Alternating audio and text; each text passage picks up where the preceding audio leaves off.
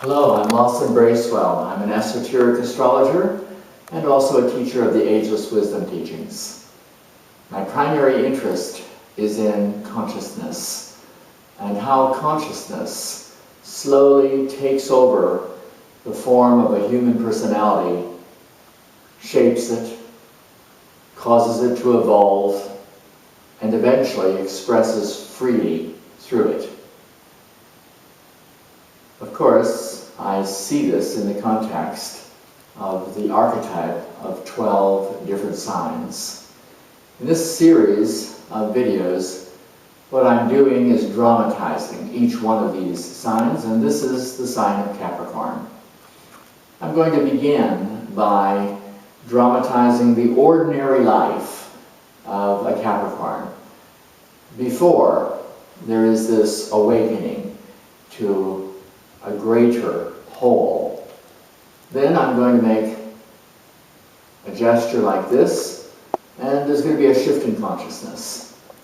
As a Capricorn, I'm going to begin to evidence an awareness of meaning, of quality, and greater involvement.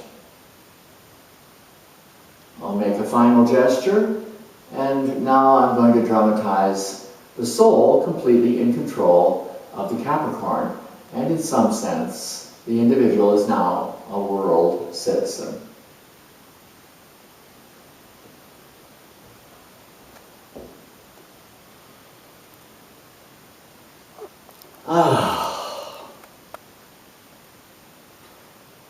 Life is heavy.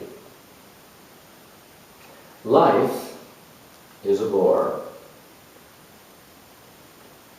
It feels as if there are not many options.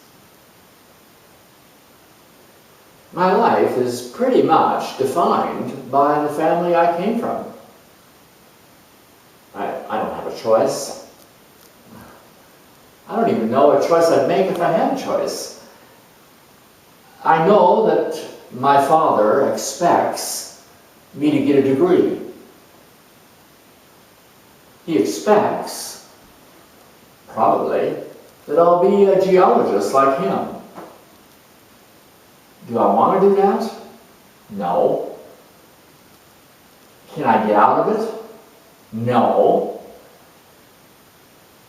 It's almost like I'm in some kind of prison. And I have no choice but to just submit to the rules. Just like, no drinking until I'm 18. I'm not supposed to, have a girlfriend and have sex until I'm 17. I'm supposed to not do what a lot of other kids are doing, which is getting drunk and smoking pot. None of that. Because my father's an important person, everyone knows who he is, we live in a leafy suburb. Yeah, and I am doing just exactly what he wanted. Well, until, of course. I wangled this idea once I finished getting my degree. Yes, I got it in geology. I wangled getting to go off to Europe. And now, I'm leading just the reverse life. Dad is over there, and what is my life now? It's my guitar, it's my girlfriends, it's the vino, it's my bike. I'm biking all over Europe. I don't think I'm ever going to sign up for any of it. I'm not going to sign up for a career. I'm not going to sign up for a mortgage. I'm not going to sign up for a family. I'm just going to have a party. That's what life is all about. I'm a highly creative, very sensual, social person, and I think that's my contribution to the society that I live in. I do chafe at the restrictions, though, of not having the money that I would like to have. I frankly think that the system should support me, but of course it isn't that way. And I still find myself having to work a lot of odd jobs that I don't like. And, I end up sometimes feeling as if things haven't changed that much since I was under his thumb.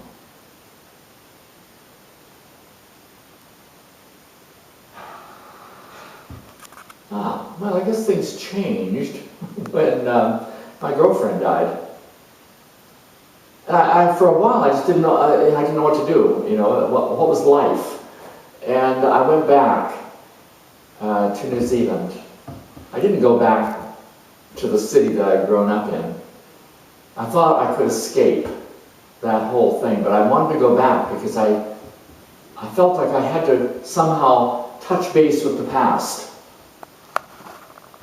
I was just wandering along down the west coast of South Island, and I found a man who was carving greenstone. And I watched, and I thought, wow, what a man. What an act. And so I had nothing better to do than to apprentice myself to him. Well, it's gone from there. I'm an artist. I'm a sculptor.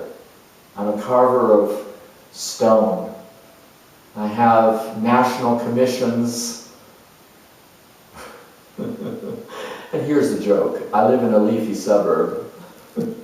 It's on my terms. But I do. I also have found that I'm very good at being on committees. Where I joined a committee for the preservation of the native bush along the shore, along the coastal areas that was endangered. And I find that, I'm good at holding power. I'm good at delegating. I'm good at keeping things to minutes. And I love the whole process of working the stone. There's something deeply spiritual about it. I'm hard-pressed to say why. But I know that it's brought me into contact with all sorts of people.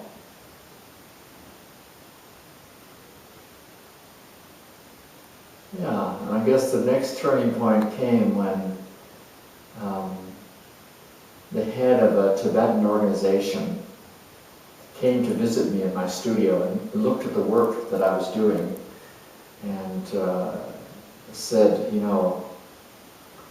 you have touched the divine being within that stone. Would you make me some ritual objects that I can use? And I've become now one of the people in Dharamsala with the Dalai Lama. I'm a part of a whole Buddhist tradition. I love the ancientness of it and the search for enlightenment and the connection between the worlds, the kingdoms and nature. I've been following the song of the stone, and I see that we are human stones. We're just slowly being polished and faceted